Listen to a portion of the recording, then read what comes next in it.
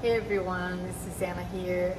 I just wanted to show you real quick how I make my handles and how I attach them.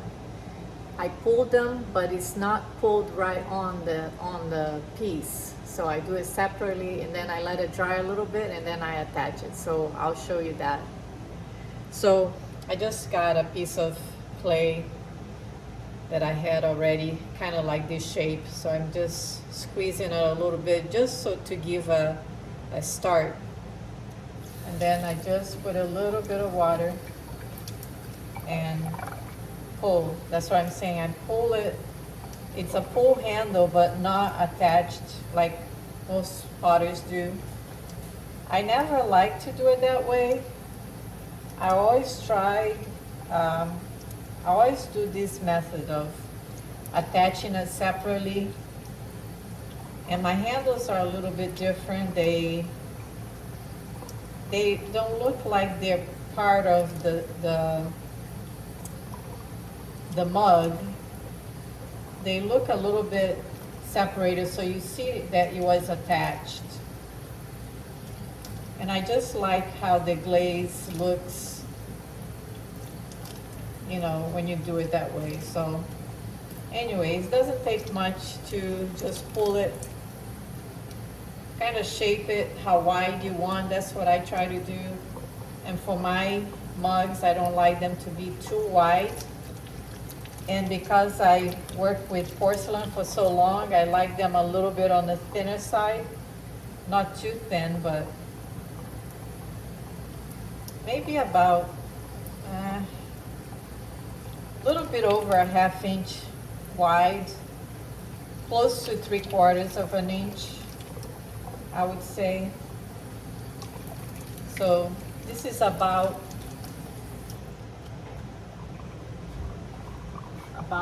the size and the thickness that I do. I don't know, hope you can see. Put it here so you can see it a little better.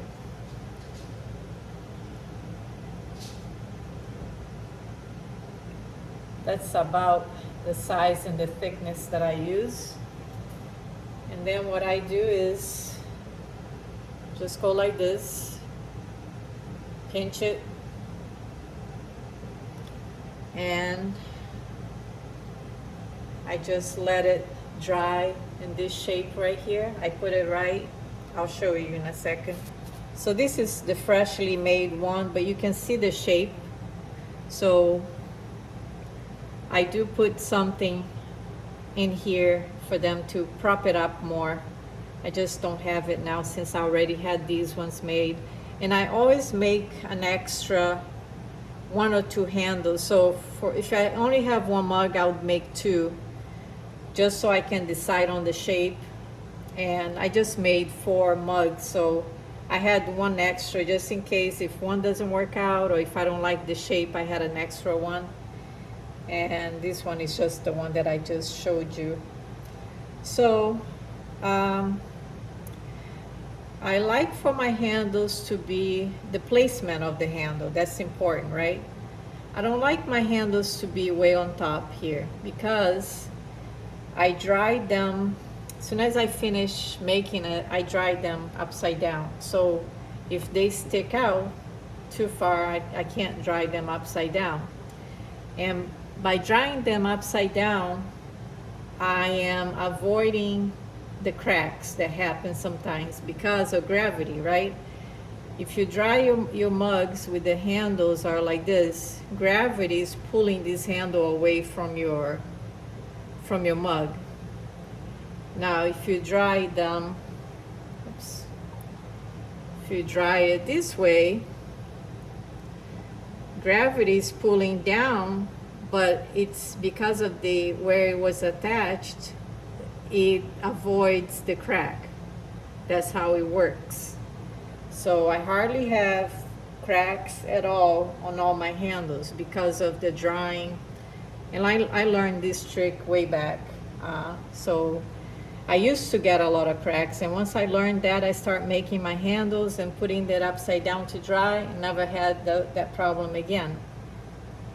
So because this mug is a little larger than the ones that I made just last month, Um, so you need to look at scale, right? I like them to be either one finger or two fingers, and I make my handles in the shape that I like. So there are so many ways that people make handles, but I like holding either with two fingers or one finger. Uh, and they're usually the mugs I make, they're shorter, almost like a cappuccino mug. So I like to hold it with one hand, one finger. But since this one is a larger mug, I made it so that it's two or three finger handle. And same thing with this one that I have. See, it's more to the scale as if I would make it just a one finger mug. I don't think it would look good with the scale of the mug. So I think I would use this one here. I mean, it's still gonna shrink, but it would be a pretty comfortable handle. And I like to make a little curve at the end here because it's a perfect curve for you to hold it like this. That's how I do it. I hold my mugs, if it is a two finger mug, and then you support it with this finger, and giving that curve, it makes like a perfect little spot for resting my third finger here. And so this is leather hard, not too dry, but I'm spraying it. So because I have my heater on, everything is drying now real fast. So I am gonna use this one, as you can see, I already shaped this a little bit curved right here. And so these are the two attachment points. I have a little bit of slip already made right here. And I'm just going to score, use a little water.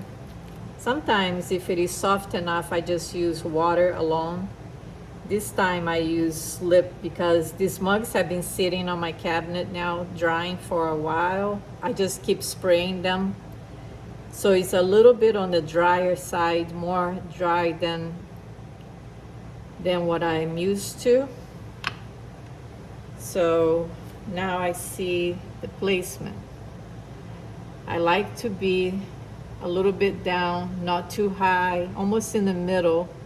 But because I might add, later on, I'm gonna add some flowers or leaves in here, close to the handle, I am putting this a little lower. And so I give it a little push here just to make the curve. So right now I'm just placing it, just so I know the location. And that leaves me a mark to go ahead and add a little water to score.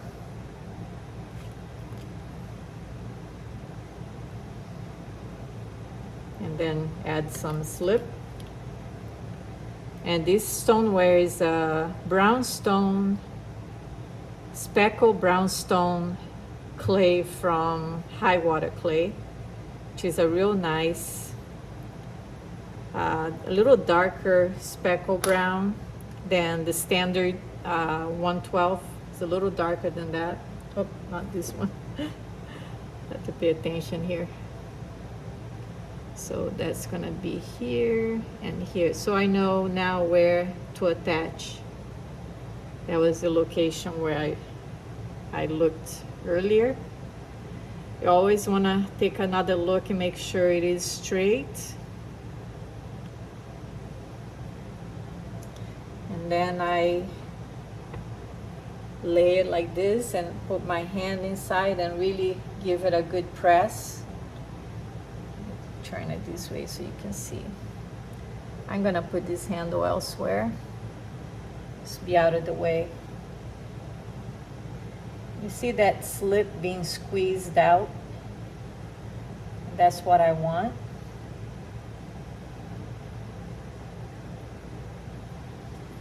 Make sure now. And the reason I'm doing that, because if you press it too hard and you don't support it inside, you can make like a bulged area inside of your mug, and that doesn't look good. Give it a good little twist as I'm pushing it, just to make sure it's really attached. And the trick with putting handles also, give it another spray. I don't want my mug to dry too fast.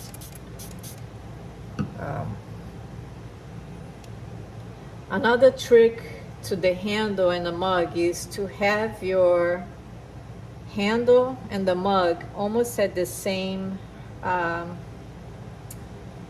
phase of dryness. Like if this is leather hard or a little softer leather hard, you want your handle to be very close to that stage, because you want it to dry even. If your handle is too wet and you attach and your mug is dry, you could possibly start getting cracks also because of that, because of the difference on what stage you are as far as the dryness. I believe that's a word. So here I'm just using my fingers to take away some of the scoring marks that I had that made it beyond that.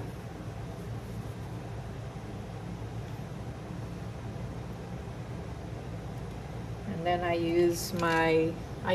like to use this rubber tip tool to go around and remove some of these extra slip, as you can see here, that squeezed out of when I was pressing the handle. Go all around, especially in here, right? Because that's usually where sometimes it separates a little bit. But I'm telling you, if you do this, make sure you pressed it pretty good and you got a real good attachment with the slip, and then you clean it out around. Same thing here.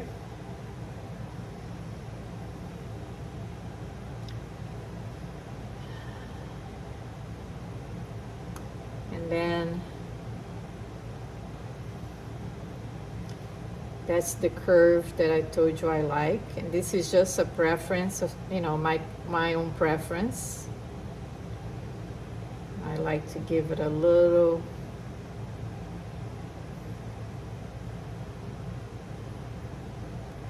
lift right here. I'm doing it with this tool, and then I just use my fingers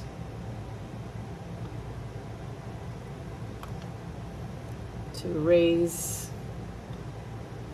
just a little bit this end.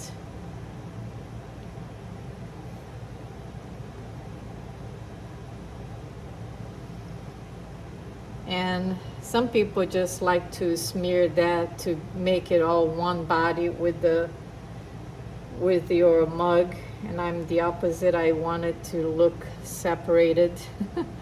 I just think it looks nice with the glaze. And I always smooth these edges here too, because when you glaze, sometimes the clay that has this grog, it gets a little rough at the edges here. I always want to make sure that this is really smooth. Enhance that curve here a little bit. I know I take too long on my handles. I'm definitely not a production potter. I don't think I could ever be one, because I fuss too much with my pieces until I get it just right, or just the way I want. So as you see, That gives me space here to put something. I think I'm gonna put a hibiscus flower here with some leaves drifting this way on the mug. Can always smooth out some areas that I got a little rough with my fingers here. And I go over with the sponge just to clean up a little bit. That's basically it for my handle. You see the location? That gives me plenty of room to dry like this. So I'll show you a picture of the other ones that I have. They're all gonna go now. I'm gonna cover them. They're gonna dry more as I am making my attachments, my leaves and flowers that I'm gonna add, or birds. And then I take them out of the, unwrap them from the plastic.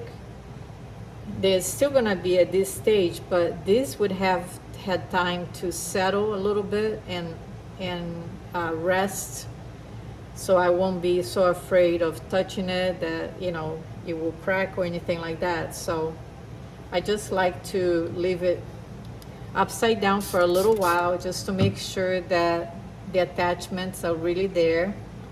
Make sure that your shape is back to round. That's why I spray, because sometimes it can get it out of roundness. So I spray and give it a little squeeze there, and that's it. And it's gonna be drying now upside down, and I'll show you the picture of the other ones as well. Thanks for watching. I hope you learned something about my way. And like I said, there is no it's not just one way of making these, right? As you guys know, there are so many ways of making handles. This is just my preference. I go always with what I like for my mugs, and that seemed to work for other people as well. And that's it. Thanks for watching.